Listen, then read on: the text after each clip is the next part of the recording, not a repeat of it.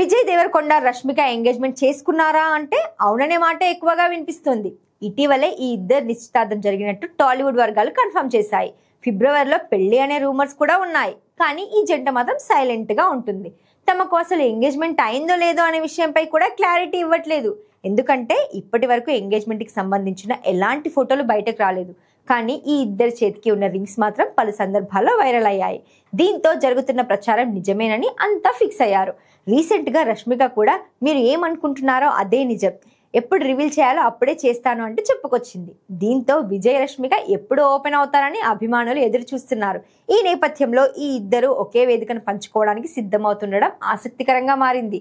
ప్రస్తుతం రష్మిక నటించిన girl friend cinema November 7న ప్రేక్షకుల ముందుకు రాబోతుంది.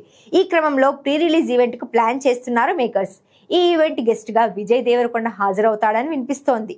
ఇదే నిజమైతే నిశ్చితార్థం తర్వాత ఇద్దరు పంచుకోబోయే వేదిక ఇదే కానుంది. అలాగే విజయ్ రష్మిక ఎంగేజ్మెంట్ విషయంలో ఎలా రియాక్ట్ అవుతారు, పెళ్లి గురించి ఏమైనా క్లారిటీ ఇస్తారా అనేది వేచి చూడాల్సిందే. అయితే గర్ల్ ఫ్రెండ్ ఈవెంట్ కి విజయ్ వస్తాడా రాడా అనే విషయంలో మేకర్స్ నుంచి అధికారిక ప్రకటన రావాల్సి ఉంది.